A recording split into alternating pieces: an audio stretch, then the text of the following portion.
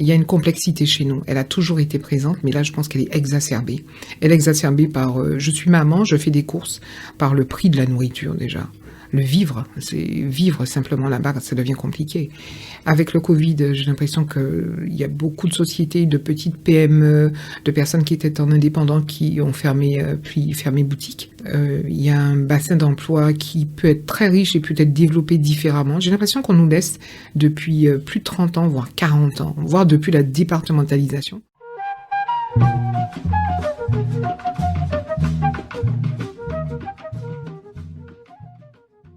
Salut à toi qui écoutes, bienvenue sur Dom Talk Podcast, le podcast Outre-mer. Ici on raconte le parcours de vie des personnes originaires de Guadeloupe, Martinique, La Réunion, Guyane et Mayotte. Nous sommes plus de 2 millions et nous voix compte et j'ai décidé de te les partager. Si mes épisodes te plaisent, je t'invite à les partager autour de toi, à les liker, à les commenter. Retrouve mon actualité sur Instagram, Dom Talk Podcast.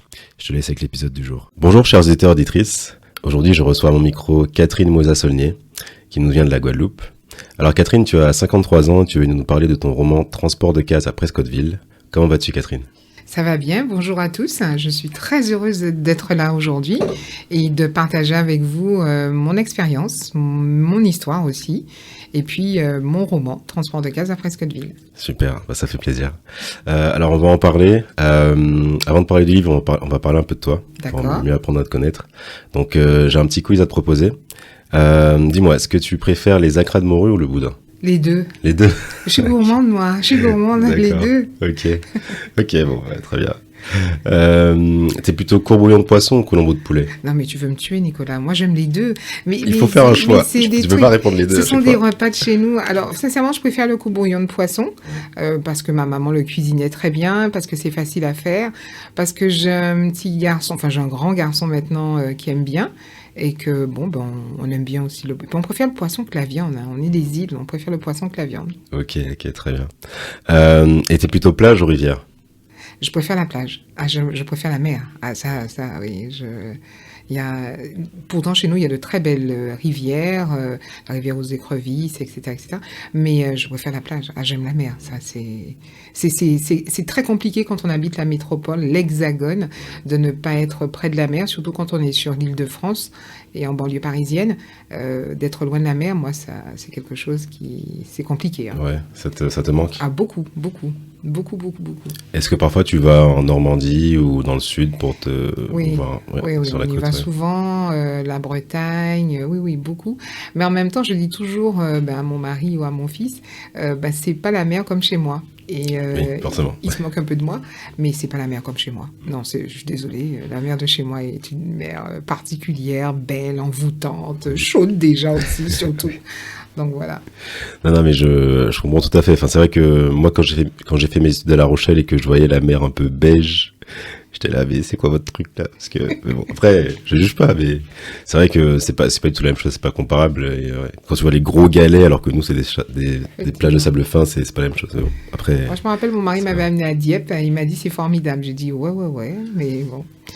Oui, il était tellement heureux, donc j'ai été dans l'élan avec lui. Mais quand il a vu nos plages pour la première fois, il m'a fait bon, d'accord, il y a une grosse différence quand même.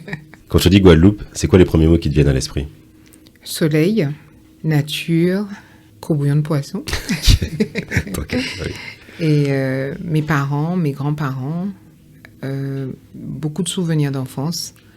Les cousines, les oncles, les tantes, les réunions de famille, les tablés énormes, les agapes, beaucoup de solidarité, beaucoup de fraternité. Moi, j'avoue que j'ai grandi dans une grande famille. Hein. Alors, ma mère avait 3 enfants, d'accord, mais elle avait des frères qui avaient eux-mêmes des enfants, donc j'ai eu beaucoup de cousins, cousines. Donc, on était toujours très liés. Les dimanches, c'est pas comme sur l'Hexagone, on est obligé de téléphoner pour savoir si tu es là, est-ce que je peux passer chez toi, etc. Ça n'a rien à voir aux Antilles. Aux Antilles, on débarque, il y a toujours un gâteau de prêt le dimanche après-midi. Voilà, donc j'ai grandi quand même avec. Et ça, c'est quelque chose qui m'a beaucoup manqué sur la métropole. Ok, je comprends. Parce que du coup, t'as de la famille ici ou pas ? Alors, oui, il me reste que mon oncle qui est venu ici en 1962, enfin un petit peu avant. En fait, il est parti il avait été mobilisé pour la guerre d'Algérie, et en fin de compte, il est resté. Il avait déjà ici son amoureuse qu'il a épousée, ma tante. Ils ont eu 2 grandes filles, elles sont adultes maintenant, ce sont mes cousines germaines. Et eux, maintenant, ils font le va-et-vient entre les Antilles, entre la Guadeloupe et la métropole. Et c'est seulement eux qui restent. Alors, les cousines sont ici, elles travaillent, mais même elles sont mariées aussi avec des Antillais, donc qui, eux, sont nés là-bas, contrairement à mes cousines qui sont nées sur la métropole. Okay. Et ils ont envie de rentrer, les maris, donc fatalement, petit à petit. Mais ils font aussi le va-et-vient. Je pense qu'à un moment donné, il y a un appel aux sources qui est terrible, qui est constant là. Et j'avoue aussi que ces dernières années, à cause du Covid, je pense que ça a remis beaucoup de choses en perspective, la vie de beaucoup de personnes, les racines, redécouvrir qui on était, se rapprocher de la nature, revoir sa façon de vivre aussi. Et je pense qu'en tant qu'Antillais, tous ceux qui sont autour de moi, outre la famille, parfois les collègues aussi, me disent exactement la même chose. Ils y vont plus souvent, voilà. Et puis, le Covid a été dévastateur aussi. Il y a beaucoup de personnes qui ont perdu des amis, de la famille. Donc, oui, ça a remis beaucoup de choses en perspective. Donc, il ne me reste que mon oncle et ma tante. Mais effectivement, même eux, ils font le va-et-vient. Donc, voilà. Ok, d'accord.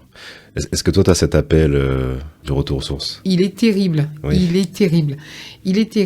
Et je ne m'attendais pas à être dans une telle envie de vous retourner chez moi. J'avoue qu'au décès de ma mère, c'était le premier choc. Alors, j'allais déjà aux Antilles très souvent. Hein. Je n'ai jamais été coupée. Je ne me suis jamais coupée de mon île. Tous les 2 ans, parce que quand on a des enfants en bas âge, entre l'école et les vacances scolaires, il faut s'adapter, etc. Et non, je n'ai jamais coupé avec mon île ni avec ma famille. Donc oui, tous les 2 ans au départ, et après ça presque tous les ans. Quand maman est tombée malade, c'était tous les ans que j'y allais, parfois 1 ou 2 fois dans l'année, parce que voilà. Et après son décès, ça a été beaucoup plus évident. Et puis mon fils aussi a grandi, donc je dis pas qu'il a pas besoin de moi, mais bon, voilà, il y a cette possibilité aussi de partir en vacances scolaires, qui est beaucoup plus intéressante aussi maintenant, partir toute seule, voilà. Oui, t'as plus de flexibilité. Voilà, okay. Donc c'est beaucoup plus intéressant maintenant. Et oui, et puis j'ai pris de l'âge, et puis j'ai l'impression d'avoir donné une partie de ma vie sur la métropole. Il fallait que ça se passe comme ça, on a chacun des destins différents, mais là j'ai envie de rentrer à la maison. Alors peut-être pas définitivement, mais partir 3-4 mois, revenir, etc. Mais voilà, ça c'est capital là maintenant. Ok, ouais. Très bien. Comment tu décrirais la vie en Guadeloupe ? Facile et difficile. Hier encore, je regardais un documentaire sur France O. Il y a un documentaire qui est sorti là, qui est sur la plateforme Outre-mer, que j'invite d'ailleurs à regarder avec attention. Ça parlait des différents départements et territoires d'Outre-mer. Il y a une complexité chez nous. Elle a toujours été présente, mais là, je pense qu'elle est exacerbée. Elle est exacerbée par je suis maman, je fais des courses, par le prix de la nourriture déjà. Le vivre simplement là-bas, ça devient compliqué. Avec le Covid, j'ai l'impression qu'il y a beaucoup de sociétés, de petites PME, de personnes qui étaient en indépendant qui ont fermé boutique. Il y a un bassin d'emploi qui peut être très riche et peut être développé différemment. J'ai l'impression qu'on nous laisse depuis plus de 30 ans, voire 40 ans, voire depuis la départementalisation. Je pense que je vais me faire des ennemis, mais tant pis. Mais franchement, depuis la départementalisation, j'ai l'impression qu'on nous laisse dans un même creuset comme ça. On nous empêche de développer l'île. Et pourtant, on a beaucoup de jeunes qui partent de la Guadeloupe, la Martinique, la Guyane, la Réunion, Nouvelle-Calédonie, des différents territoires, qui reviennent avec beaucoup d'idées innovantes et qui, quand ils arrivent, sont complètement bloqués. Ils ne peuvent pas les développer, ces idées-là. Pas de possibilité de faire un prêt, par exemple. Ça, c'est très particulier aux Antilles. Et je trouve ça dommage, rageant. Donc difficile sur ce plan travail économique, oui. Mais facile dans le sens où si on a un coup de blues, comme disait Aznavour, la misère est quand même beaucoup plus agréable au soleil. Parce que ici, quand on termine la journée, il fait gris, on rentre chez soi, etc. C'est quand même morose. Et par contre, quand on est aux Antilles, on peut toujours aller marcher, Oui. on peut s'aérer différemment, on peut toujours aller voir les parents, on peut discuter avec le voisin. Enfin voilà, moi j'ai des voisins, donc on discute. Il y a toujours un échange de quelque chose. Dans mon jardin, j'ai des coraux-sols, allez, moi je te donne des bananes. Enfin voilà, il y a quelque chose. Il y a cette fraternité qu'on a toujours conservée et qui date des Lacous d'ailleurs, et qu'on a, et que je pense qui fait que la vie est plus sur ce point-là en tout cas, et c'est vivable, c'est plus doux, c'est bon, de toute façon, demain, nous, que ça cabaye. Hein, parce que je dis là, ça fait comme ça, demain, nous, que. Voilà. Mais ici, c'est différent sur la métropole. C'est très différent. Il y a un individualisme qui est exacerbé ici. C'est terrible. C'est vrai. C'est vrai que je me faisais la réflexion avec ma copine, c'est que quand on est en Martinique, par exemple, en fait, c'est que tu as accès à des loisirs gratuits. Par exemple, si tu vas à la plage, c'est gratuit. Si tu veux faire une randonnée, c'est gratuit. La rivière aussi. Alors que, en tout cas, sur Paris, notamment, dès que tu veux sortir, faut payer, quoi. Par exemple, si tu vas au cinéma, au restaurant, surtout, par exemple, si en hiver, tu vas pas aller dans un parc, puisque il fait froid, tu vois. Donc, t'es obligé de faire des activités en intérieur et même après, tu peux faire, par exemple, des petites soirées entre potes, mais il faut quand même ramener quelque chose à manger. Enfin, je sais pas. Et puis, même à 10 dans un appart de 15-20 mètres carrés, puisqu'on sait qu'à Paris, c'est des petits appartements. C'est pas la même. Après, voilà. Mais c'est vrai que c'est un des avantages, effectivement, de nos territoires. C'est quoi tes meilleurs souvenirs de la Guadeloupe? Mes meilleurs souvenirs de la Guadeloupe? Oh là. Mes meilleurs souvenirs de la Guadeloupe, j'aime beaucoup le carnaval. Et pourtant, je n'ai jamais défilé de ma vie. Ah oui? Mais non. Jamais. Comment c'est possible? Dans aucun groupe. Parce que ma mère n'aimait pas ça. Donc elle nous empêchait de faire. Elle n'aimait pas. Moi, j'étais au lycée Gerville-Riache à Basse-Terre, donc il y a le fameux défilé du lycée Gerville-Riache du lundi gras le matin. Et j'y allais pas parce que ma mère me disait non mais ça va pas, non, voilà. Mais j'aime beaucoup le carnaval pour cette ambiance festive, mais j'aime beaucoup le carnaval chez nous pour la créativité. Ok. Et j'aime énormément les groupes à peau. Parce que ça fait danser quelque chose ça va chercher très très loin quand on écoute. Et ce qui est particulier, et je sais que ils vont se moquer de moi, mais j'aime beaucoup en fait voir les groupes à peau au départ quand ils défilent, déjà c'est magnifique, mais quand ils sont en stand-by, ils attendent tous de partir. Je sais pas, c'est une sorte de vague flottante et c'est quelque chose que je décris dans mon roman d'ailleurs, mais on entend les tambours, on entend, je sais pas, il y a quelque chose de très magique là et j'aime énormément ça. Mais chez Akio, chez Voukoum, chez Massaclé aussi, c'est la maman. J'ai l'impression qu'ils dansent dans la rue, mais une sorte de vague, on sait pas si on part, et puis tout d'un coup ça démarre et voilà. J'allais te demander si t'es proche de ta culture, mais je pense qu'on le sent. Ah oui, beaucoup. Parce que du coup, là, quand on s'est appelé, tu m'as parlé un peu de ton parcours. Tu m'as dit que t'es parti à l'âge de 30 ans en Hexagone. Oui.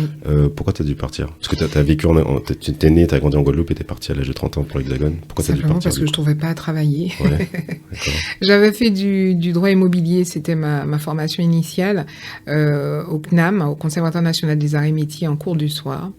Et j'avais trouvé divers petits contrats. Alors, c'est bien le cas de le dire, il faut insister sur divers petits contrats. Et certains d'entre eux j'avais pas été payée du tout. Je suis rentrée un jour à la maison et j'ai dit à mes parents, c'est bon, moi je pars pour la métropole. En fait, c'est comme si moi je vais freiner le moment de partir. Je m'étais dit, on va essayer, on va tenter un maximum de choses. Et si vraiment on se retrouve pas, il faudra qu'on se décide à y aller.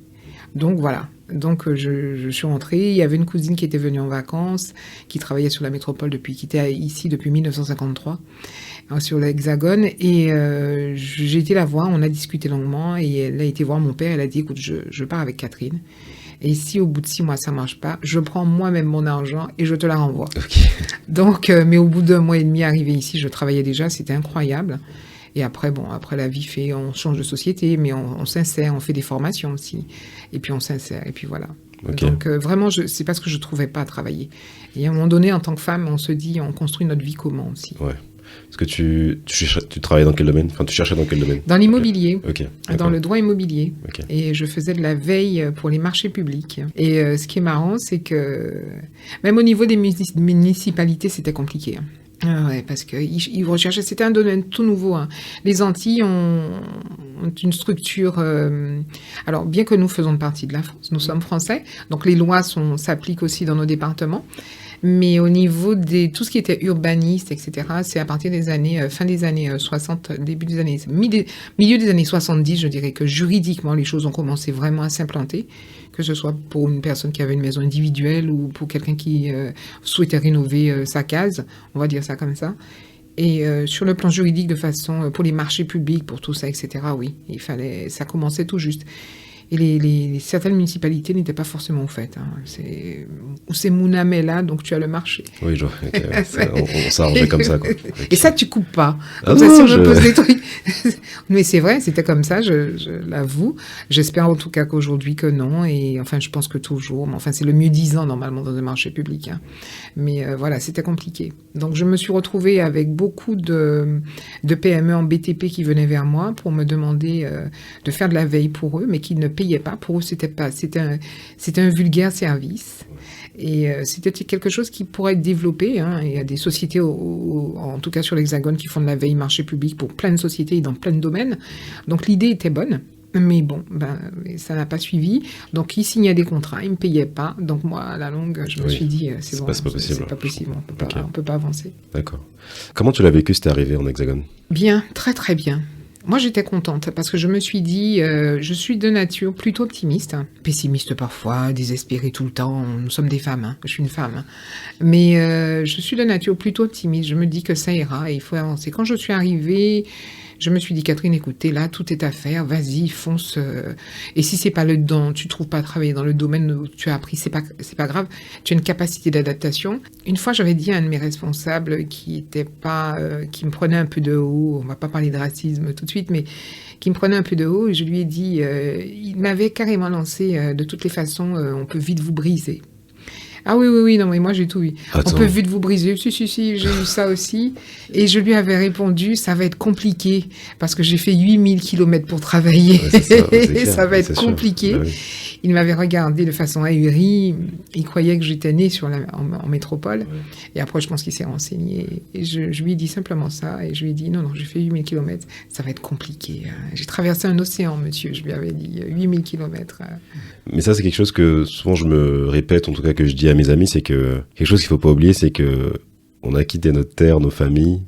Donc déjà ça, c'est déjà, je veux pas faire le frimeur ou quoi, mais c'est déjà un gros challenge qu'on a relevé. Tout à fait. Parce que, enfin, par exemple, si on prend quelqu'un qui vit à Bordeaux, qui vient faire ses études à Paris, lui il prend le train en 2 heures, il est chez lui, ça coûte 80-100 €, il peut rentrer une fois par mois, voire plus. Ouais.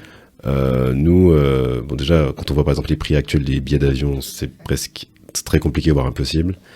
On a même si voilà, on est français, on parle français, on était à l'école, il y a quand même une adaptation à avoir, parce que c'est un style de vie, un mode de vie totalement différent. Et ça, soit ça te forge, soit pour certains c'est plus compliqué, parce qu'il y en a qui le vivent mal. Mais en général, tu te dis, mes parents se sont saignés pour me payer les études, etc.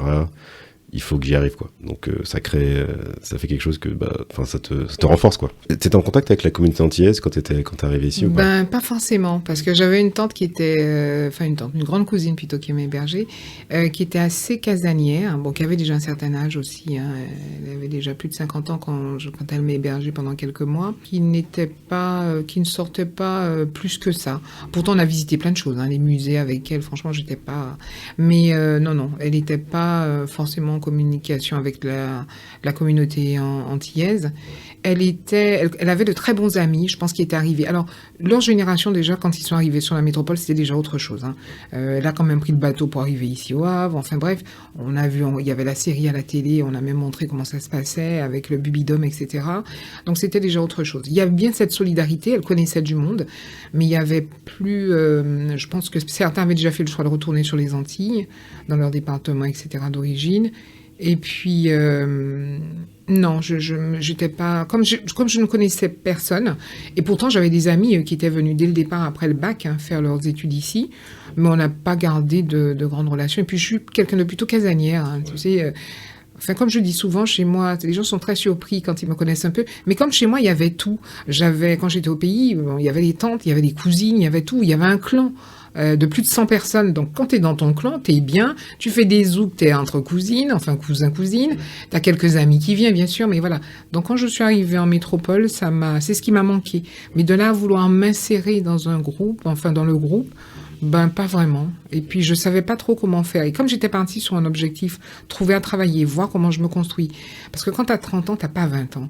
Donc, quand t'as 30 ans, il faut, là, c'est plus canalisé et c'est plus, ouais, il faut quand même, dans les 3-4 ans qui suivent, que tu te dises, OK, ben, j'ai fait un pas. Ouais. Donc, là, c'était différent. Mais j'étais ravie, moi, de rencontrer quand je les rencontrais, quand je croisais pour X raisons. Ah non, pas du tout. Enfin, ça se passait toujours très bien. Mais c'était rare, quand même, les interactions. Et c'est là que les gens, quand ils vont écouter, ils vont dire, mais celle-là, c'est une aristocrate. Mais non. non, je pense que, enfin, tu l'as bien dit, en gros, t'es arrivé à l'âge de 30 ans. En fait, t'avais besoin de t'insérer professionnellement et d'avoir une stabilité professionnelle. C'était ça ton objectif. Et je pense aussi, à 30 ans, t'as peut-être une maturité qui fait que, en général, quand tu arrives à 20 ans, t'es étudiant, t'as besoin de t'intégrer au groupe parce que déjà t'as l'éloignement, tu commences ta vie d'adulte, tu commences à te construire et tout. Donc je pense qu'à 30 ans, tout ça c'est fait normalement. Oui, c'est ça. Et ouais, voilà, toi tu voulais un travail, avoir ta stabilité, c'était ça l'objectif. Donc Puis c'était un défi aussi parce que mon père, il avait dit, comme il me sait très casanière, j'étais très collée à ma mère, hein, donc il a dit à maman, ben qu'elle essaye partie, mais occupé au moins 2 mois de Timounaz là. Et en fin de compte, non. Donc c'était aussi le défi pour montrer à mon père, ben que voilà quoi. Parce que tant qu'on est au pays, quand ça va pas, on retourne chez papa et maman hein, quelque part. Mais bon là, il fallait y aller. Ok, très bien. C'était aussi le défi. Ok, super. Catherine, t'es écrivaine aussi dans la vie. Bon, t'as écrit Transport de cases après Scottville, oui. Un livre qui raconte l'histoire du déclassement des familles antillaises dans les années 60, qui sont passées d'un mode de vie habité horizontal à un mode de vie vertical. Mm-hmm. Il est question de conditions de vie de l'époque, de maternité et de conditions de la femme. Pourquoi t'as voulu écrire ce livre ? Alors, pour tout te dire, j'ai écrit ce livre il y a plus de 30 ans. Et voici encore une subtilité de nos îles. Il y a plus de 30 ans, j'étais étudiante. Au conseil d'architecture, j'ai fait un stage, étudiante en droit immobilier. Au conseil d'architecture, j'ai fait un stage. Et là, j'étais insérée dans une équipe pluridisciplinaire d'architectes, d'urbanistes, qui eux aussi étaient étudiants ou étaient déjà à leur compte. Et le conseil d'architecture faisait appel à eux. Alors, le conseil d'architecture, il y en a dans tous les départements de France. C'est un organisme public, régional ou d'État. Enfin, c'est financé par les deux. Et si une famille, toute personne, d'ailleurs, beaucoup de familles d'origine modeste viennent les voir pour l'amélioration de l'habitat. Donc, ça peut être changer la toiture, ça peut être etc., etc. Et moi, j'étais insérée dans une de ces équipes. Et un jour, on s'est retrouvés sur une commune que je ne nommerai pas parce que la personne... J'ai vu la maison dernièrement. Et la dame, malheureusement, est décédée. Et on a été voir cette dame. Et c'était la mairie qui nous avait demandé de venir parce qu'il fallait améliorer ce logement qui était en bord de mer, qui était sur les fameux 50 pas du roi. Il y a la loi de 86 qui est sortie, comme quoi qu'il fallait que toutes ces personnes aient un titre de propriété, voire les déloger, puisqu'on n'a pas le droit soi-disant d'habiter là, bien que quand on voit ce qui se passe aujourd'hui aux Antilles, on peut encore se poser des questions. Bref. Oui, il y en a qui s'arrangent avec la loi, quoi. Exactement. Et donc, on est allé voir cette dame, et là, tout d'un coup, elle a eu peur, parce qu'elle a cru qu'on allait l'amener dans une maison de retraite. Et donc, j'étais avec deux très bons camarades, d'ailleurs, jusqu'à présent, architectes et urbanistes, et eux, ils n'ont pas compris, ils ont eu peur un moment, il y a eu un moment de recul. Donc, moi, j'ai été près d'elle, je lui ai parlé, j'ai expliqué pourquoi on était venus, et elle me dit, mais moi, je ne veux pas quitter ma case. Je veux pas... Il est là avec moi. Alors, moi, je regardais l'assistante sociale de la mairie qui nous avait accompagnés, et je lui ai dit, mais elle vit avec quelqu'un ici? Elle me dit, je ne sais pas. Donc, et je lui ai dit, mais qui? Elle me dit, mais l'homme que j'aime est avec moi, moi je ne veux pas le quitter, je ne veux pas quitter ma case, c'est lui qui m'a amené ma case. Et là, elle nous montre des photos d'il y a plus de 50 ans, magnifiques, en noir et blanc, et elle nous raconte sa vie. Et donc elle nous raconte que la case a été posée, que quand sa mère a découvert qu'elle était tombée enceinte, la maman lui a quand même mis dehors. Enfin bref, être fille-mère dans ces époques-là n'était pas chose évidente aussi, donc c'est une condition de femme qu'on découvre, contrairement à notre génération. Et quand je suis rentrée chez moi le soir, je dis à ma mère, ah oui, on était voir une dame, ça s'est passé comme ça, etc. Et maman me dit, oui, à l'époque, les cases, on les déplaçait. Et puis bon, la curiosité aidant, tu cherches, tu essaies de comprendre et tu découvres toi-même que tes grands-parents avaient une case et que quand ton grand-père et ta grand-mère se sont mariés, on leur a offert en 2 pièces case. Après, ils ont mis d'autres pièces autour et qui représentent aujourd'hui la maison familiale. Enfin, voilà. Donc, il y a tout un parcours comme ça qui a été fait. Donc j'ai commencé, alors j'aimais déjà un petit peu écrire, ça c'était un petit hobby comme ça, avec des jolies choses, observer les gens, la nature. Et après, je me suis dit, tiens, pourquoi pas, on va commencer à écrire quelque chose. Donc, j'ai commencé à poser des paragraphes, à poser des personnages, à rendre hommage à cette dame, quelque part, et à plein d'autres dames, plein d'autres mamans de l'époque. Comprendre aussi la maternité aussi à cette époque-là, parce qu'elle a perdu sa petite fille très tôt, les conditions dans lesquelles que ça se passait, on suppose, on devine beaucoup de choses. Aller faire des recherches aussi sur le plan social de cette époque. Il y a très très peu de témoignages, mais il y a des personnes qui comme Madame Tarrer par exemple, qui est l'une des pionnières notamment sur la Guadeloupe pour tout ce qui concerne la contraception, la maternité, les premières assistantes sociales aussi. Il y a beaucoup de reportages, moi je vous invite aussi à découvrir, il y a beaucoup de reportages sur l'INA, les documents INA de l'époque sur les Antilles françaises, et on verra ces familles avec, ils le disent eux-mêmes dans les reportages, j'aime pas trop ce mot-là, mais avec des batteries d'enfants.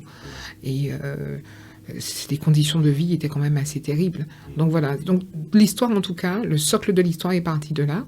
Et Transport de cases, c'est écrit comme ça au fil des mois. C'est un hobby, je sortais d'écho, je sortais de bustage et j'écrivais. Et cette dame a été un petit peu le moteur, en tout cas son histoire. Quel message tu souhaites transmettre avec ce livre ? On a notre place dans la grande histoire, que nous faisons partie de cette grande histoire. Parce que justement, en faisant des recherches pour écrire Transport de cases à Presqu'Hauteville, ce qu'on appelle la rénovation urbaine de Pointe-à-Pitre, elle a commencé en 1959, elle s'est arrêtée en 1980, 81, 82. Il y a eu un discours d'Aimé Césaire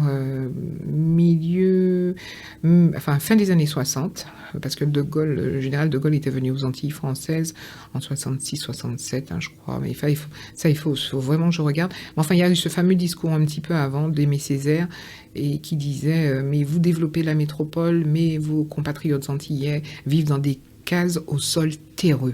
Et ça, c'était un mot qui m'avait vraiment impressionné quand j'ai relu ce discours-là. Et je me suis dit, en fait, tout est marqué. Et en fait, on a notre place dans la grande histoire. Et en parlant même à des collègues qui sont, eux, entre guillemets, métropolitains, un très bon collègue d'ailleurs, et il me disait, mais tu sais, moi, je viens de l'Auvergne. Et quand je suis arrivée sur l'Île-de-France, j'ai vécu dans les bidonvilles de Nanterre. Et ensuite, dans ces années, fin des années 50, il y a eu ce grand programme de construction. Donc mes frères, ma famille faisait partie des premiers qui ont eu un appartement dans les grands HLM de Nanterre. Donc en fin de compte, cette rénovation urbaine, elle n'est pas que sur la métropole, elle est aussi sur les départements d'outre-mer.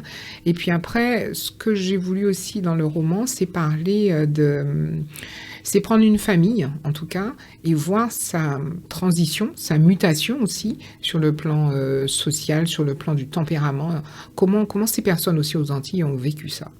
Parce que autant c'était évident sur la métropole, quand j'écoute certains témoignages de personnes qui ont vécu ici et qui ont quitté ces bidonvilles, autant sur les Antilles, c'était pas évident. Parce qu'en fait, on partait de la campagne avec son mode d'habiter, on l'amenait en ville avec soi. On vivait dans un lacou, donc on était encore entre nous, en solidarité, en fraternité. Oui, mais c'est la fille d'un tel, c'est le frère d'un tel. Enfin, je suis là. Les enfants, ils jouent, mais il y a toujours quelqu'un qui veille sur eux. On était encore dans cette fraternité. J'ai eu l'occasion, lors de mes différentes rencontres littéraires, de discuter avec Marc Jallet, qui est venu, enfin voilà, et on en a parlé pas mal, et qui me disait, parce que lui a été mandaté pour la rénovation urbaine de Pointe-à-Pitre, où il y avait dans tout le Memorial Act, tout ça, là, toute cette zone-là, au niveau de l'ancienne usine d'Arboussier à Pointe-à-Pitre, et il me disait, quand on a... donc il avait mis en place une équipe pluridisciplinaire pour arriver à ce projet-là, et donc il y avait des sociologues aussi, il y avait des assistantes sociales, il y avait... Et beaucoup de personnes qui vivaient encore dans ces cours au niveau de l'usine d'Arboussier, on dira fin des années 70, début des années 80, ces personnes-là ont dit, oui, ok, on est d'accord, on suit le truc. On détruit notre case, ou on la récupère, on la ramène à la campagne, ça aussi. Et on va dans ces immeubles, mais alors je vais être avec les mêmes voisins. Mais c'était pas prévu comme ça. Parce qu'en fin de compte, c'est en fonction du nombre de personnes qu'on attribue à les logements. Donc c'est vrai que, voilà, il y a eu une sorte de déracinement. Chez nous, c'est très particulier, cette transition-là. Ce mode d'habiter horizontal vers ce mode d'habiter vertical, c'est très particulier. Ouais. Parce que j'ai fait quelques recherches sur le Lacou justement, oui. Et alors de ce que j'ai compris, tu me dis si je me trompe, mais en fait du coup les cases étaient regroupées en fait autour d'une cour en fait, souvent autour d'arbres fruitiers, notamment du fruit à pain. Et en fait, chaque famille, en fait il y a un système d'entraide et de solidarité. Les familles surveillaient les enfants les uns des autres. Oui. Ils s'entraidaient au niveau pour la nourriture, etc. Et donc du coup, ce que j'imagine, passer de ce mode de vie là où en fait ils vivent en petite communauté en fait, à un système où ils sont dans des HLM, dans des appartements séparés et pas forcément dans le même immeuble en plus, ça brise ça. Est-ce que tu as eu des témoignages de personnes, comment ils l'ont vécu, cette transition? Ça a été un traumatisme ou s'ils sont adaptés? Alors, tu sais, moi je suis née en 1970, ça y est, tout le monde sait mon âge. Je suis née en 1970 et pour tout te dire, mes parents ont été les premiers à être... alors mes parents n'ont pas vécu dans des cases véritablement, hein. Donc j'ai vécu à Pointe-à-Pitre, je suis née à Pointe-à-Pitre, et on habitait le Rézé. Donc les souvenirs les plus lointains que peuvent avoir un adulte sur son enfance, mais sa petite enfance, il y a quelques flashs comme ça, et on était au Rézé, et pas loin de l'aéroport, d'ailleurs on entendait les avions, c'était assez marrant ça. Figure-toi que des témoignages, il y avait une dame dans l'immeuble, je me rappellerai toujours de ça, il y avait une dame dans mon immeuble, quand elle était à la cour Montbruno, elle avait un lolo, une sorte de petite boutique. Et quand on lui a donné l'appartement dans l'immeuble, et dans l'immeuble, donc mes parents, voilà, j'avais 7-8 ans, je me rappelle très bien, elle a remis son lolo dans son appartement. Ok. Et en fait, elle devait être au 2e ou 3e étage, elle a refusé le logement, elle a pris un logement au rez-de-chaussée, et en fait, sa véranda, c'était voilà. Donc après, il y a eu tout un truc. C'est légal, c'est illégal. Ouais, mais en même temps, je pense que ça a perduré pendant encore 2 ans, quand elle était arrivée dans ce logement, pour la simple et bonne raison qu'ils se sont très vite rendus compte que s'ils coupaient, il y avait quelque chose qui cassait. Parce que ce qu'il faut aussi savoir, c'est que quand on est en Lacou, le Lacou, c'est vraiment la cour, comme la cour Loison, que je décris dans le livre. Mais voilà, c'est vraiment la cour avec les maisons. Et en général, c'était autour d'un arbre fruitier. Et en général, près de l'arbre fruitier, la mairie mettait des espaces sanitaires, comme à l'Oricisque, par exemple, les cours de l'Oricisque, ou un robinet, parce qu'il fallait de l'eau, donc un robinet. Et donc, je pense que cette dame avait un lolo, comme ça, à la cour Montbruno. Donc, les gens pouvaient faire crédit aussi pour acheter à manger. Parce que ne pas oublier que toutes ces personnes qui vivaient dans les cases, ils n'avaient pas de contrat fixe de travail. Hein. C'était à la quinzaine pour certains ouvriers qui étaient encore chez Darboussier, etc. Donc, c'était assez compliqué. Et cette dame, moi, ça m'avait marqué beaucoup. Et ce même témoignage, sans rien demander à personne, m'a été redonné par quelqu'un que j'ai rencontré lors d'une rencontre littéraire. Okay. Et qui m'a dit, et cette dame-là, dès qu'on lui a, à un moment donné, la mairie de Pointe-à-Pitre lui a sommé de fermer sa boutique, c'était illégal, et cette dame-là, quelques temps après, elle est décédée. Donc voilà, il y a plein de témoignages comme ça que j'ai retrouvés, des personnes qui sont pas restées du tout dans les HLM aussi, qui ont fait remonter leur case, aussi branlante qu'elle était, vers la campagne, oui. Et qui, dès que le week-end arrivait, reprenaient les bus et repartaient à la campagne en grande terre. Okay. Donc c'était assez incroyable. Des personnes... j'ai rencontré une dame qui est cadre, je ne vais pas nommer du tout son nom, enfin bref, elle est à la tête d'une très grande administration à Bastia, une Antillaise, que je salue si un jour elle m'écoute, si elle écoute le podcast, et qui est venue vers moi à la fin d'une de mes premières rencontres littéraires et qui m'a dit, avec ce livre-là, vous m'avez enlevé la honte. Et je n'avais pas compris tout de suite. Et j'ai parlé un petit moment avec elle. Elle me dit oui, parce que à l'époque, quand ma mère nous disait, c'est quand on allait chercher du travail à Pointe-à-Pitre, ne dites surtout pas que vous venez de la cour. Ah oui. Ne dites surtout pas que vous venez de la cour, vous ne serez pas embauché. Parce qu'en fait, ça représentait des gens qui ne pouvaient pas se laver, qui n'étaient pas propres. Ok, je vois. Voilà, donc ne redites surtout pas que vous venez de la cour. Ok, donc il y avait quand même une certaine discrimination un peu. Oui, il y avait une très très grosse discrimination. C'est un peu comme, on va dire, Paris vs la province, quoi. C'est un peu... Voilà, tout à fait. Tout à fait. Et elle m'expliquait, cette dame, que toutes les personnes de sa génération de la cour, ben, ils ont tous réussi. Ils ont tous réussi. Alors, ils sont tous fonctionnaires, soit territoriales, soit des fonctionnaires d'État, puisque bon, il faut dire ce qu'il est. À cette époque-là, c'était ça. Ou ils sont instituteurs. Il y a 4 médecins. Il y avait une fierté quand elle m'expliquait les choses. Elle égrenait comme ça voilà, un tel est devenu médecin, un tel qu'on connaît est devenu un homme politique aussi, voilà, ou un sportif, voilà, et j'étais assez surpris.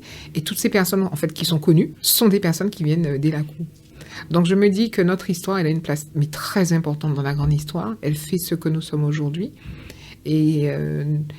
Et ce que je voulais aussi dire, c'est que quand je faisais notamment ma rencontre littéraire à Basse-Terre, il y avait beaucoup de jeunes dans cette rencontre, mais qui ne savaient même pas que ça existait. Oui, bah j'avoue qu'avant que tu m'en parles, moi non plus je ne savais pas. Je sais que mes parents aussi, ils ont grandi dans des petites cases et tout comme ça, mais le système de Lacou, en tout cas l'histoire sur l'urbanisation en fait, qui a détruit ces habitats-là et qui a transformé l'habitat des Antillais. C'est une histoire qu'on nous apprend pas. Enfin, en tout cas, c'est ça.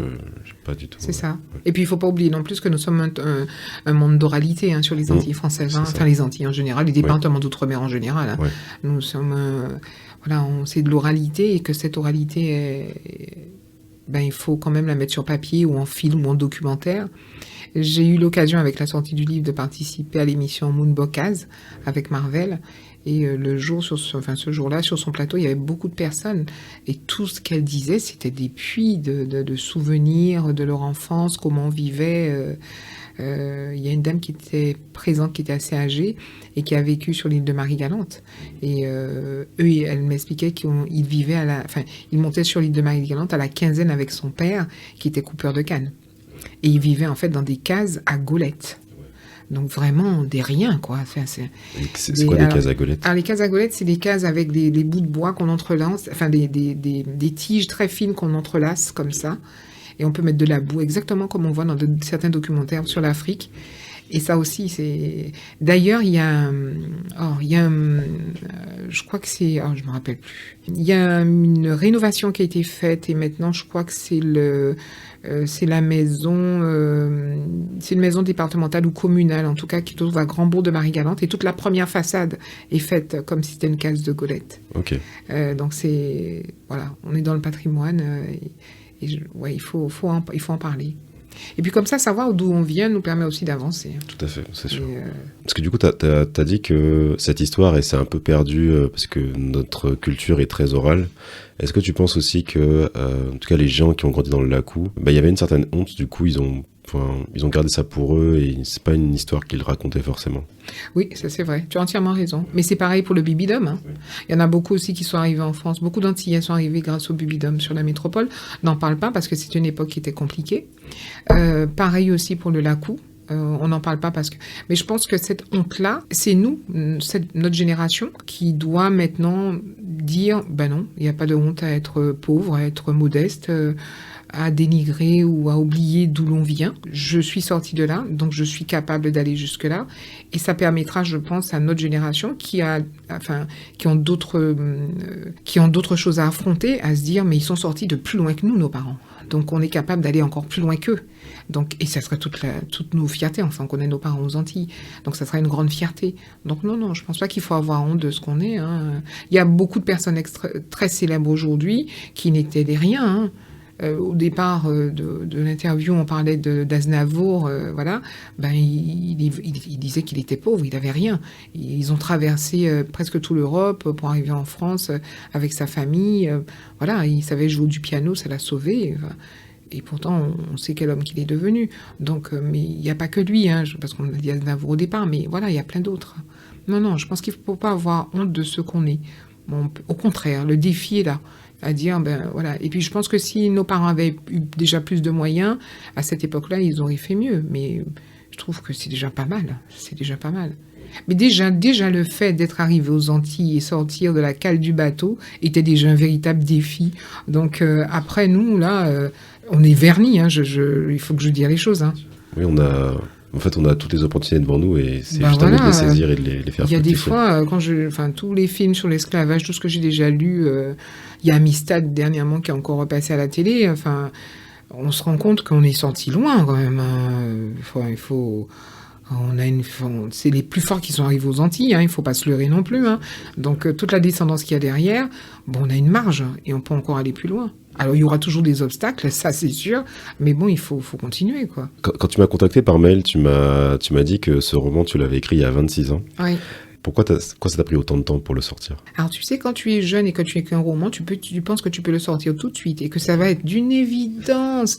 Mais tu es dans un ridicule avec toi-même. C'est avec l'âge, tu te dis, mais quand j'y pense, je dis, Catherine, t'étais vraiment bête.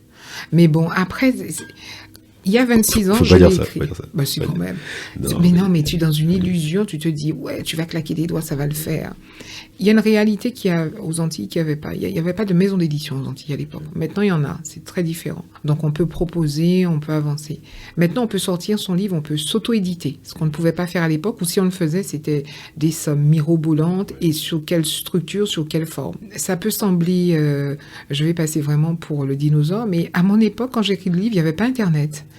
Il n'y avait pas Internet. Donc, ça aussi, c'est très différent. Aujourd'hui, on a 1001 possibilités de faire lire en écrit, de le présenter, de voir si ça va se matcher ou pas aussi, de se présenter à des concours littéraires, même si on est aux Antilles, ou même si, encore mieux si on est sur la métropole, bien sûr. Il y a 1000 possibilités. Donc 26 ans a été peut-être une période je dirais, d'attente, une forme de résilience, mais je suis plutôt fière de moi, sans pour cela avoir les chevilles qui enflent, mais en me disant, j'avais un projet, je l'ai conservé, je l'ai amélioré au fil du temps, et j'ai pu le proposer aujourd'hui. Donc, ne jamais désespérer. Ça, c'est clair. Non, mais franchement, ne jamais désespérer, parce que... Et maintenant, quand je me rends compte de tout ce qui arrive, de toutes les portes qui s'ouvrent, sans parfois que je fasse quelque chose, parce que le livre, il est sorti, parce que ça plaît, parce que ça touche aussi beaucoup de personnes, je me dis, écoute, t'avais raison de garder espoir, puisque c'est quand même pas mal, et d'avancer au fond.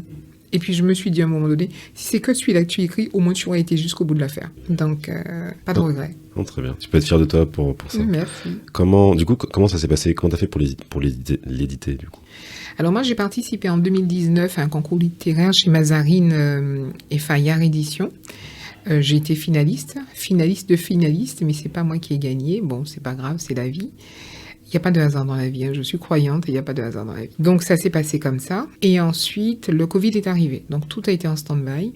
J'avais reçu un appel d'Éléonore Delair à l'époque, qui était l'une des éditrices principales de chez Fayard, et qui m'avait dit, écoute, je vais t'aider, on va voir comment on peut l'éditer, etc. Qu'il y a quand même du potentiel sur son roman, que mon écriture était jolie. Et ça aussi, se faire juger, apprendre aussi à se faire juger et apprendre aussi à rectifier le tir sur ses écrits. Ça aussi, c'est quelque chose que l'on apprend. Et peut-être la maturité que j'ai aujourd'hui m'a permis de le faire en toute bienveillance et en réflexion. Peut-être ce que je n'aurais pas si j'étais plus jeune, je pense. Un petit peu en tout cas. Et puis, donc ça s'est passé comme ça. Et puis, le Covid est arrivé. Et puis, on ne pouvait pas le faire, l'éditer. Elle m'a pas laissé tomber. Elle a été honnête. Elle a essayé de le présenter à d'autres maisons d'édition que je ne vais pas nommer, qui ont trouvé le texte très beau. Mais pour quel public? Ça m'a choquée quand elle me l'a dit. Parce que le public, il est bien là. Comment le défendre aussi? Donc voilà, mais elle m'a toujours pas laissé tomber. Et elle m'a présenté Andrea Field chez Librinova, qui est une plateforme d'auto-édition, et qui m'a proposé de l'éditer, de voir ce que ça pourrait donner et de voir si ça pouvait prendre. Alors Librinova, c'est une plateforme d'auto-édition. Ils sont bons dans leur domaine d'édition et ils vous accompagnent jusqu'au bout, jusqu'à la sortie du livre. Ce qui est pas bien, c'est qu'ils n'ont pas de partenariat sur les Antilles, les départements et territoires d'outre-mer, donc c'est compliqué, il faut acheminer, il faut acheter un certain nombre de volumes. Un volume de livres et le faire et trouver des partenariats sur les îles. Donc ça a été fait assez rapidement, mais de mon propre chef. Et puis faire sa publicité toute seule. Mais c'est bien aussi, enfin je pense que je vois l'arrière, parce que si j'étais vraiment dans une maison d'édition, ça aurait été chouette et tant mieux. Mais puisque je n'y suis pas, donc ça m'apprend aussi à me battre pour faire de la publicité toute seule, à vendre un produit, parce que le livre, quand on l'a écrit, il faut laisser sa casquette d'auteur et devenir un peu commercial et vendre son produit, le présenter avec dynamique, avec tact, avec bienveillance, avec résilience aussi, parce que certaines portes se ferment, mais de façon parfois très violente. Ça, je l'ai vécu dernièrement, d'ailleurs en contactant une librairie sur Paris. Et puis d'autres portes s'ouvrent et vous amènent encore ailleurs et vous permet encore de faire de plus jolies choses.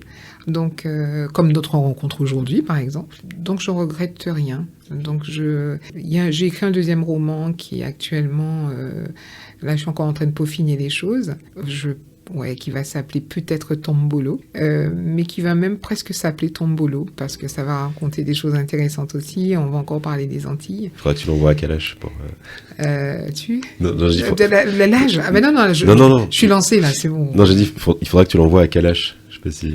à quel âge? Qui a écrit... d'ailleurs, c'est lui qui m'a inspiré ça. Ah ouais? Mais oui, parce que en fin de compte, j'ai vu la vidéo. Ouais. Mais alors moi, je vois la vidéo, j'écoute ce qu'il dit, parce que moi, je suis d'un certain âge, donc très souvent, quand il chante, les jeunes chanteurs, c'est pas toujours évident. Mais bon, j'ai un garçon qui t'a traduit pas mal de choses. Ouais. Oh là là, s'il m'entend, il va dire, c'est bon, les gens comprennent pas ce que je chante. Non, j'ai jamais dit ça, qu'à l'âge. Je dis simplement qu'à partir d'un certain âge, c'est vrai qu'il faut être au taquet sur les expressions. Il y a de l'argot, il y a des choses. Voilà. Mais ce qui est bien, on parle d'écriture avec Kalash, c'est qu'il arrive à jongler sur une écriture créole, caribéenne et française. Tout à fait. Et en mettant des sons incroyables. Donc, pour ça seulement, s'il m'écoute, c'est sympa et félicitations. Mais c'est vrai que son morceau Tombolo m'a énormément inspiré déjà. Un retour sur soi, en fait, quand il explique dans cette chanson, qui lui est personnelle et je n'ai pas à débattre dessus. Et puis surtout le lieu qu'il a tourné. Parce que quand on cherche dans le dictionnaire Tombolo, c'est une sonorité purement africaine. Et pourtant, c'est un mot bien français qui vient c'est un terme géographique, en fait, la réunion entre un continent et une île. Et voilà, toute l'histoire, en tout cas, est là. La réunion entre... oui, c'est ça, entre un continent et une île, ce bras de mer qui unit deux espaces.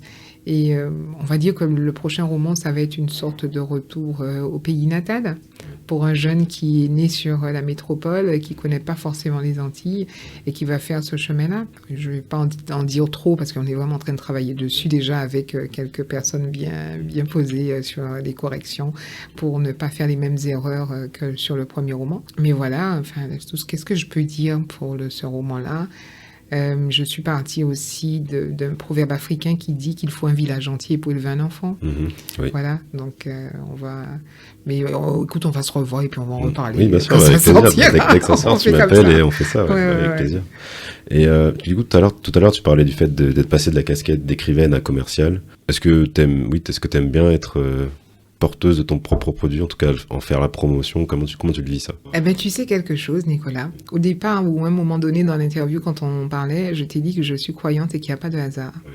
Quand je suis arrivée en métropole, c'était le développement des plateformes téléphoniques. Ils cherchaient des téléprospecteurs, etc. Donc il y a un mécanisme sous ce type de métier. Il y a un speech, un script, il faut le lire, en tout cas l'assimiler au maximum pour quand tu es au téléphone avec le client. Eh ben cette partie de ma vie m'a énormément aidée. Là, en tant que commercial, déjà pour présenter un dossier de presse qui soit complètement différent de ce qu'on attend, faire en sorte que quand on me lit, que mon parcours soit extrêmement fluide. Quand je suis au téléphone avec quelqu'un, que la personne ait envie, en plus de ma jolie voix, que la personne ait envie de savoir un peu plus derrière le personnage, l'auteur, le livre, pourquoi. L'histoire est très atypique puisque ça ne s'est jamais écrit, donc faire en sorte que cette histoire-là, elle soit punchée, qu'elle parle et qu'elle soit quelque part aussi universelle, puisqu'on parle de logement, par exemple, on parle de Mayotte actuellement avec tout ce qu'on entend. Donc voilà, que ça soit un thème en tout cas qui soit pas si éloigné, même si l'histoire part de 1934 pour arriver à 1962. Et j'ai aimé en tout cas, voilà. Donc il a fallu tout ce que j'avais appris sur mon arrivée en métropole, en tout cas en faisant du télémarketing, puisque j'ai travaillé dans des sociétés télémarketing, ça m'a permis en tout cas de reprendre cette casquette de commercial et d'y aller, quoi. Et de me dire, même si, parce que quand tu es au téléphone, par exemple, le prospect peut te dire, ça ne m'intéresse pas, il te raccroche au nez. Ben voilà, même si on raccroche au nez, c'est pas grave. Le prochain, peut-être que ça marchera. Donc, voilà, donc avoir positionné quelque chose avec du recul, avec rigueur, mais la casquette de commercial dans le monde littéraire, dans ce milieu-là, m'a permis de voir beaucoup où est-ce qu'il faut pas aller. Où est-ce qu'il faut pas aller? Alors, il faut pas aller chez des éditeurs qui sont à compte d'auteur. Qui sont à compte d'auteur. C'est-à-dire que tu as des éditeurs qui sont à compte d'éditeurs et des éditeurs qui sont à compte d'auteur. C'est-à-dire ils se disent éditeurs, mais tu payes tout. Mais c'est pas quand tu fais de l'auto-édition, c'est noir sur blanc, ça. Tu sais où est-ce que tu es. Mais tu as des éditeurs qui te disent, et qui en plus te raflent tes droits d'auteur. Donc, tu signes chez eux. Ton livre ne t'appartient plus, ton histoire ne t'appartient plus. Donc, eux, derrière, ils peuvent le négocier pour la télé, ils peuvent le négocier pour le traduire, pour les traductions, mais tu reçois parfois presque rien dessus. Donc, il faut faire attention à ça. Et en plus, tu payes. Tu as certains éditeurs sur la place, que je ne vais pas nommer, qui te disent, ah ben oui, il n'y a pas de souci, moi je suis d'accord à vous faire signer, mais vous devez m'acheter 500 exemplaires. Et que tu commences à récupérer ce que tu as vendu en livre à partir du 502e exemplaire. Il y a tout ça. Donc, ça m'a permis aussi de voir, avec cette casquette de commercial, où est-ce qu'il ne faut pas aller. Et puis après, de se dire, même si la porte qu'on souhaite, qui est la meilleure, ne s'ouvre pas, il faut être patient. Et il faut peut-être se faire connaître différemment. Et c'est pour ça que je te disais que 26 ans, c'est long pour beaucoup, mais pour moi, c'est parfait. Avec le recul maintenant... Et vu mon grand âge, je me dis que c'est parfait parce que j'ai tous les outils à ma disposition aujourd'hui. Internet est quand même un outil, quand on sait bien l'utiliser correctement, est un outil on peut se faire connaître et avancer tranquillement. Les retours c'est beaucoup plus simple. Plus accessible. Mon fils a 16 ans et il me dit, il faut qu'on fasse un TikTok. Donc, en vrai, go, hein. Voilà, c'est une plateforme qui est très virale et je pense que ton livre, tu peux toucher beaucoup de monde avec ça. Voilà, c'est ça. Donc, vu qu'on fasse une présentation en 10 minutes, il faut que ça soit carré, il faut que tu parles à la caméra, enfin voilà. Et puis les jeunes, ils ont, comme toi, mon fils, tout ça. Donc voilà, je me dis que maintenant, il y a beaucoup plus de possibilités. Donc 26 ans, après tout, c'est pas... en fait, ça a été je t'ai posé la question pour en savoir plus, mais je pense que c'était ta temporalité à toi. Parce que je pense que t'as eu ta vie, etc. Et je pense que peut-être tu manquais peut-être de confiance ou de connaissance à l'époque. Oui. Et du coup, il a fallu que tu te construises pour assumer ce projet et te dire, je me lance. Et c'est aussi quelque part s'exposer, tu vois, parce que tu t'exposes à la critique, tu t'exposes tu donnes beaucoup de toi dans un livre. Même si tu racontes tu te bases sur la vie de famille antillaise, mais c'est toi qui portes ce projet-là, donc il faut aussi vouloir s'exposer, tu vois. Donc, tout à fait. Parce que tu peux avoir aussi des critiques sur l'aspect historique, est-ce que c'est vrai, c'est pas vrai. Enfin, moi je connais pas, mais on sait que dès que tu fais des choses, les gens ils vont critiquer, tu vois, ils vont titiller. Oui. Donc il y a tout ça aussi, tu vois. Et puis même toi, te sentir confiante pour te dire, en fait, oui, je peux écrire un livre aussi, tu vois. Donc, ok. Et c'est vrai, la partie historique, beaucoup de personnes lors de certaines rencontres, on me pose pas mal de questions. Et ma sœur me disait l'autre fois, Sylvie, ma petite sœur que je vais saluer d'ailleurs, et qui me disait, elle était dans le public, elle me disait, ils sont bluffés, parce que comme tu arrives à répondre au tac au tac, donc ils sont... Et c'est vrai, ça me permet de faire tout ça, d'avancer. Hein. Ok.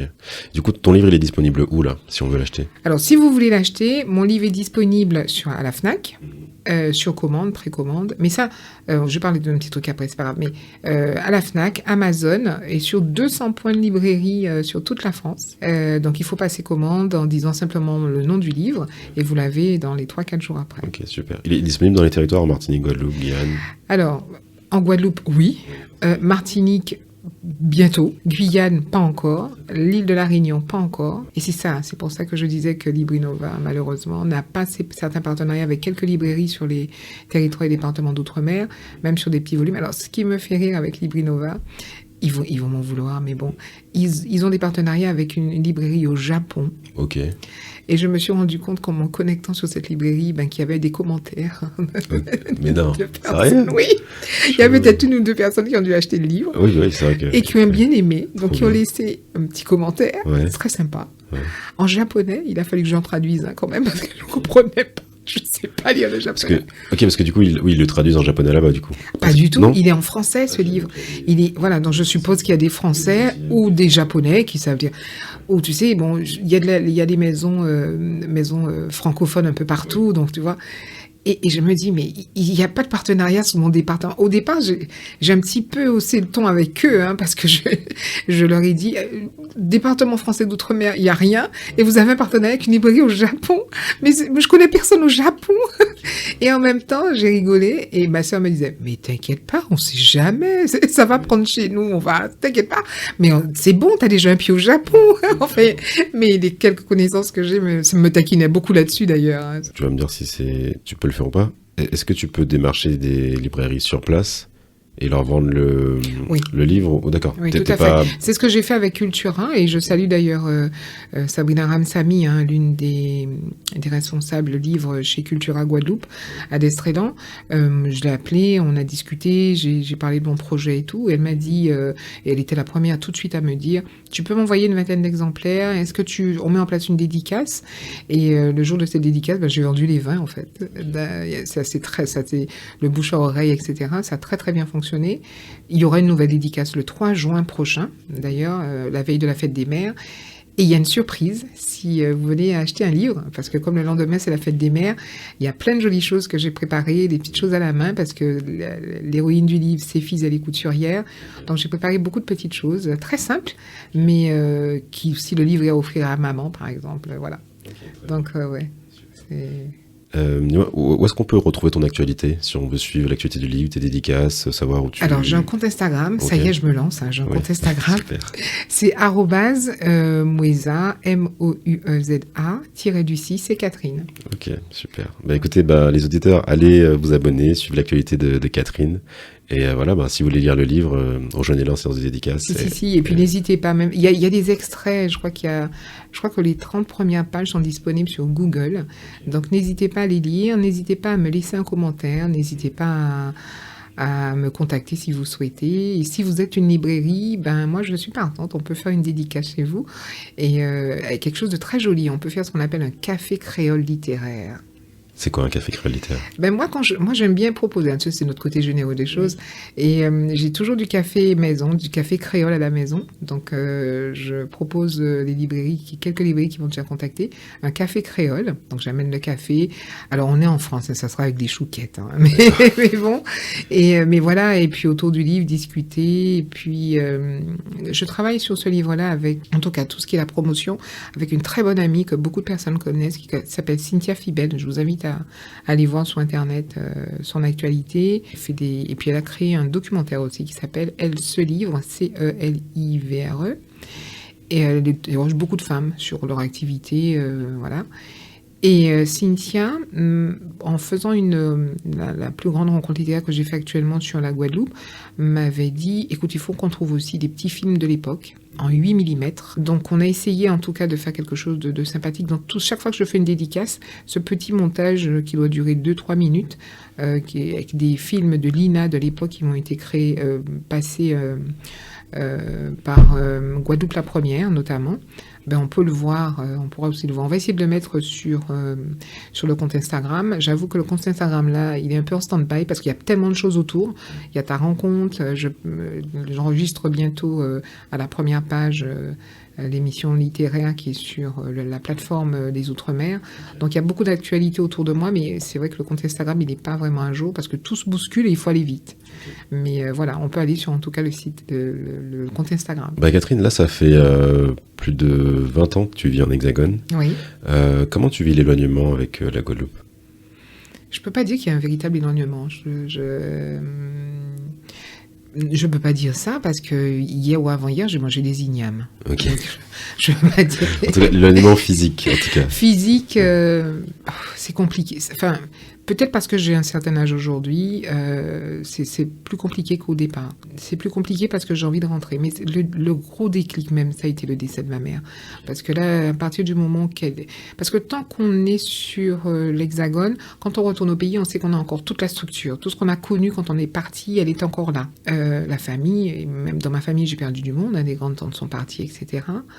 Et là, le fait d'avoir perdu ma mère, c'est déjà un choc. Bon, voilà, moi j'étais très proche de ma mère. Le fait qu'elle soit plus là, j'ai pas trop envie d'être loin de ce qui reste. Donc, mais quand je dis ce qui reste, c'est pas péjoratif. Hein. Oui, bien sûr. C'est de mon père, oui, parce que j'ai encore mon père de vivant, mais du reste de ma famille aussi, mais de ce qui reste, c'est-à-dire tout le reste de mes souvenirs. J'ai cette sensation que si je n'y retourne pas, il y a quelque chose qui va s'effriter. Et je sais pas pourquoi je n'arrive pas, en tout cas pour le moment, à m'expliquer ça. Mais c'est pas dramatique, hein, tout va bien. Hein, mais voilà, j'ai cette sensation-là. Et c'est peut-être la sensation des gens qui sont loin. Le fait de ne pas être là. J'ai écouté un reportage, une interview de Fatou Diom dernièrement. Et elle disait, elle répondait à un journaliste qui disait oui, mais il y en a marre, il y a trop de personnes d'origine africaine qui viennent en France. Et elle avait répondu du tac au tac en disant vous vous rendez même pas compte que la personne qui part, qui quitte son village, qui traverse autant, tout ce qu'il laisse. Et c'était assez poignant, voilà, ce qu'elle disait. Et j'ai eu cette sensation-là. Enfin, j'ai cette sensation-là. Donc, voilà, mais j'ai cette possibilité de revenir plus souvent qu'avant. Et surtout les moyens. Parce que aussi, ça paraît pas, mais un billet, c'est cher.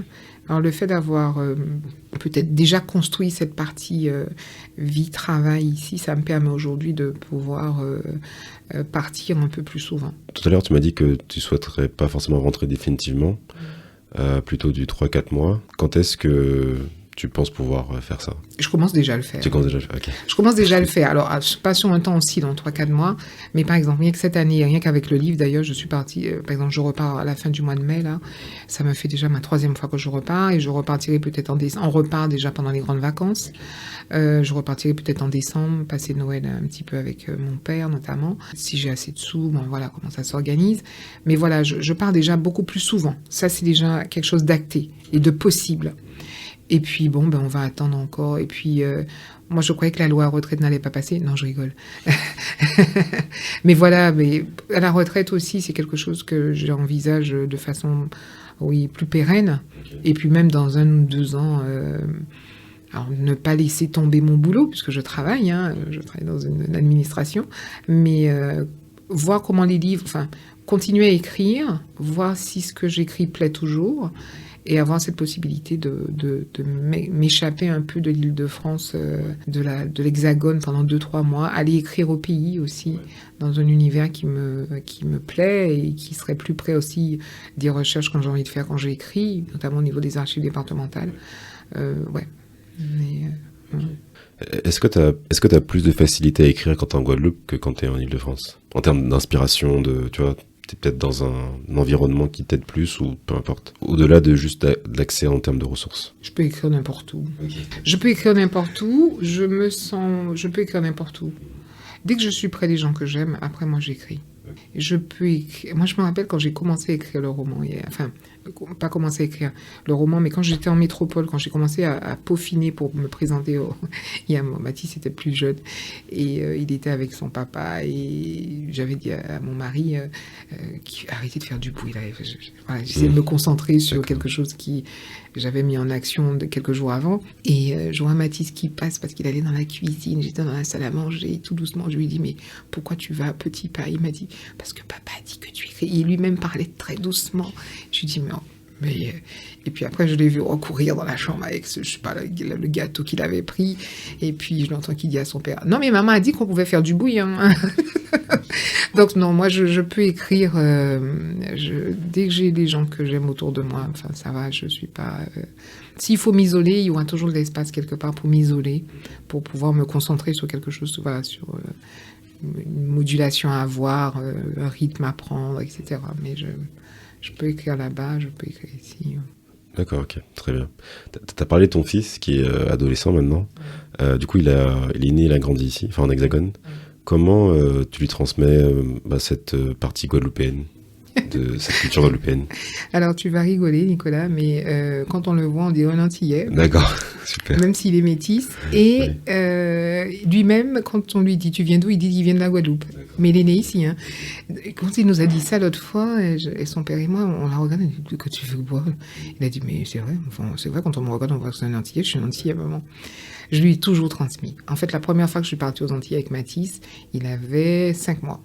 Et tout de suite, Mathis, il a été dans le bain. Ça, c'est clair.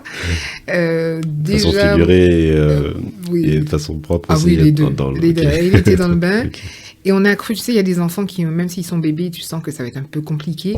Pas du tout. Moi, ça m'arrange. Alors, quand je suis partie avec lui, bon, il avait pas un poids. Tu sais, quand tu as un bébé de 5 mois et demi, quand tu es jeune maman, tu as peur de donner trop de lait, il faut commencer à passer un peu au solide, etc.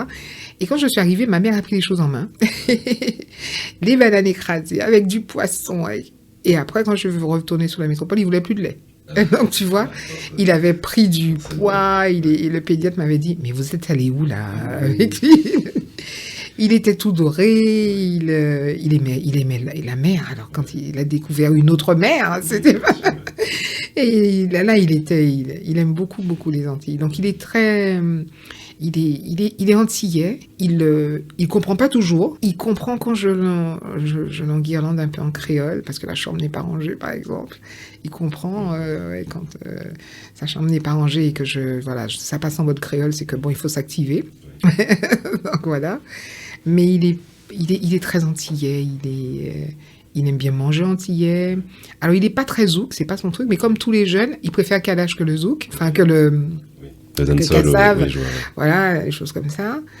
Mais il a pas du tout honte, hein, parce qu'il y a des personnes, des enfants, bon, la maman est antillaise ou machin, pas du tout. Il est très... Il est dans sa culture, enfin, il est dans cette culture-là, et c'est même lui qui me fait parfois découvrir d'autres choses. Ok, trop bien. Donc, non, sur ce coup-là, j'ai assuré, par contre, là. Il était... Non, parce que c'est vrai que pour beaucoup d'Antillais qui sont nés et ont grandi ici, certains n'ont pas, soit les parents ne transmettent pas, et du coup ils n'ont pas ce bagage culturel, et du coup ils se sentent en décalage par rapport à ceux qui vivent dans les territoires, donc ça peut être des fois compliqué en termes d'identité, tu vois. Donc du coup c'est pour ça que je posais la question. Mathis, quand il était petit, mes parents venaient le chercher, hein. Mes parents venaient début juillet, ils passaient 15 jours avec nous, ils repartaient avec Mathis, et il y avait toujours quelqu'un qui remontait. Quand on ne descendait pas sur les Antilles, il y a toujours quelqu'un qui remonte. La fille de la voisine, la cousine qui est descendue, etc. Donc, il nous le ramenait. Ou quand il était en âge de voyager tout seul, il était ravi. Si, il y a toujours les vacances. Les petites vacances scolaires, c'était chez mes beaux-parents. Et les grandes vacances, c'était, oui, avec les parents de la Guadeloupe. Et il allait des endroits que moi-même, je n'ai pas été quand il était avec eux. Alors moi, je disais tout le temps à ma mère, mais tu nous as jamais amené là-bas. Maman m'a dit, oui, non, mais vous, c'est vous. Voilà, elle nous disait ça à l'époque. Tu allais découvrir aussi. Ouais, c'est ça. Ok, ouais. D'accord. Du coup, tu as dit que tu l'enguirlandes en créole quand sa chambre n'est pas rangée. C'est quoi ton rapport au créole, justement ? C'est compliqué, je parle un créole qui est très français. Je fais partie de cette génération, contrairement à la vôtre. Les parents ne voulaient pas qu'on parle créole. Ça continue aussi. Ça continue aussi. Moi, j'ai pas connu ça, mais je sais qu'autour de moi, certains ont toujours tu vois. Donc, mon père, surtout, qui a voulu absolument, qui est républicain dans l'âme, hein, mais bon, je pense que c'est sa génération. J'ai un père quand même qui est né au milieu de la guerre, hein, de la Seconde Guerre mondiale, donc c'est tout à fait normal, ce sentiment d'appartenance à la patrie. Et je pense qu'il n'a pas voulu qu'on parle français, qu'il n'a pas voulu qu'on parle créole, pardon. Alors, on comprend le créole, on parle créole, mais il voulait absolument pas qu'on s'initie trop à cette langue, parce qu'il disait que ça vous ouvrira pas de porte lorsque le contraire a été démontré. Et lui-même le dit aujourd'hui, d'ailleurs. Quand on a, par exemple, Madame Telchid, qui est décédée dernièrement, qui était l'une des pionnières à mettre une formation en créole dans certains collèges, notamment le collège de Capesterre, et qui a permis à beaucoup d'enfants, qui sont devenus maintenant des profs d'université pour certains, à mieux appréhender aussi les choses. Donc, elle a su faire tout un travail pédagogique, et que l'éducation nationale a mis beaucoup de bâtons dans ses roues, hein, à Madame Telchid avant d'y arriver. Hein. Mais bon, voilà. Mais non, je parle créole. Et quelquefois, je me rends compte que dans mon créole, il y a tellement de français que même mon mari ou mon fils comprend. Donc voilà, c'est assez comique. C'est très comique, cette histoire. Mais voilà, quoi. Je peux pas dire que je... Mais en même temps, j'aime bien entendre parler créole. Mais alors, je te dis, le vrai créole, tu sais, quand tu vas au marché, tu entends parler créole... C'est une langue, c'est une mélodie, danse, voilà. Ouais. Et puis, arrivé à New York, tu sais pas où est-ce que tu vas, mais tu tombes sur un taxi haïtien qui parle créole, tu te dis, t'es pas perdu, tu sais où est-ce que tu es, et donc voilà, et que tu te dis, ben là, ta langue te permet de... Et de te rendre compte aussi que cette diaspora noire, elle est partout et Oui, qu'il y a du créole. Voilà. Ouais, je l'ai vécu ça aussi quand j'étais ado. On est parti chez un voyage en groupe, on est parti à Miami, un voyage organisé. Et là, donc c'était avec une dame qui gérait le groupe. Et du coup, bon, elle parlait anglais, mais des fois, elle galérait un peu. Du coup, on avait un taxi haïtien, enfin, un chauffeur de bus. Et du coup, il lui a parlé en créole et ils se sont compris. Du coup, elle était bien contente qu'il soit haïtien, je pense, parce que ça a aidé. Ok. Écoute, Catherine, ça fait plus d'1 heure qu'on discute. Oh, c'était très agréable, en tout cas. Mais oui, c'est pas encore fini. Mais effectivement, on arrive vers la fin de l'épisode. Mais j'ai encore 2 petites questions à te poser. Je voulais savoir, qu'est-ce qui te donne envie de participer au podcast? Alors, la première chose, c'est ce côté marketing. Oui, t'as raison. Il faut connaître faire le livre, mais aussi que les lecteurs apprennent à me connaître, parce que tu sors un bouquin et que tu n'es pas dans un circuit normal d'éditeur et de communication et de publicité par rapport à un livre, comme si j'avais un vrai éditeur. Donc, c'est pas évident. Donc, c'est une façon aussi de se faire connaître. Parler aussi de mon île, parler de mes souvenirs. Il y a beaucoup d'auteurs qui écrivent sur les Antilles, mais qui connaissent pas les Antilles aussi. Ça, j'ai découvert ça aussi petit à petit. Oui, c'est assez comique d'ailleurs. Et quand tu lis les choses, tu te dis, mais c'est pas ça. Moi, j'ai pas vécu ça. Qu'est-ce qu'il raconte Voilà. Et être... mon fils m'a poussé aussi, parce que mon fils m'a trouvé beaucoup de choses. Quand le livre est sorti, il m'a trouvé beaucoup de choses... comment faire de la publicité, qui contacter, et tu étais dans cette liste-là. Parce qu'il m'a dit, maman, il y a quelque chose qui s'appelle Dom Talk, alors Dom, département d'outre-mer, donc ça veut dire parler de l'outre-mer, et je pense qu'il a dû écouter quelques-unes de tes émissions, et il s'est dit, mais maman, là, ça peut être intéressant, comme ça, tu parles de ton île, tu parles de toi, tu parles du livre. Et c'est comme ça que je t'ai envoyé le dossier presse. Donc c'est comme ça que je suis arrivée vers toi, Nicolas. Ok, très bien. Oui, je pense que tu tombes clairement dans le thème. C'est sympa. Ok, super. Si t'avais un message pour les Guadeloupéens, lequel serait-il? J'ai envie d'être basique et rigolote. Kemberet pas molly. D'accord. Non, mais j'ai envie de dire qu'on a tout. On a vraiment tout. On est arrivé, à mon avis, on est arrivé, mais que ce soit les Guadeloupéens, en tout cas les départements et territoires d'outre-mer, et même Mayotte, je pense beaucoup à Mayotte parce que j'ai des collègues qui viennent de Mayotte et qui sont extrêmement inquiets pour leur famille, mais qui sont mahorais, mais voilà, même la violence et tout. Nous sommes des îles très très fortes, nous sommes des territoires, mais d'une intelligence, d'une beauté et d'une force et d'une résilience exceptionnelle. Et ça, personne ne pourra nous l'enlever. Ça va être compliqué, que nous restons en tout cas sur un statut de département et territoire d'outre-mer ou que nous changions dans quelques années, parce que bon, on entend de tout aujourd'hui et on voit beaucoup de choses se passer, ça va pas être évident. J'espère qu'on n'ira pas jusqu'à la révolution de nos fameux nègres marrons. Mais je pense que nous sommes des personnes courageuses et très intelligentes et qu'on est capable de renverser la bonne, en tout cas de construire des territoires et des départements d'outre-mer complètement différents de ce que nos parents ont compris, enfin, ont fait et ont subi parfois. Essayons d'être, mais vraiment, comme le titre du livre, j'oublie le nom, quand les Antilles, quand le peuple... Le jour où les Antilles feront peuple de Mathieu Gama. Ouais. Voilà, c'est ça, de Mathieu Gama. Formidable, vraiment. Et voilà. Sur le podcast aussi. Super. Et je me dis, voilà, il faut qu'on arrive à être beaucoup plus unis. Et puis une chose aussi, il ne faut pas avoir peur de se former. Ça, c'est... Pardon, il faut vraiment pas avoir peur de se former. Il ne faut pas avoir peur de pousser les portes. Il ne faut pas avoir peur d'oser.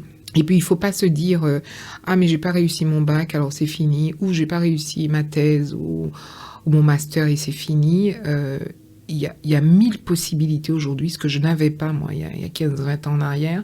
Et je pense qu'il faut y aller. Il ne faut pas avoir peur de créer. Il ne faut pas avoir peur aussi d'aller pousser une banque en Belgique ou en Suisse parce que celle de la France ne s'ouvre pas. Il y a des méthodes de financement de projets qui sont incroyables aujourd'hui. Il faut se poser, il faut voir les choses, il faut voir comment avancer. Il ne faut pas avoir peur, je pense. J'ai vu un documentaire dernièrement que j'invite tout le monde à voir.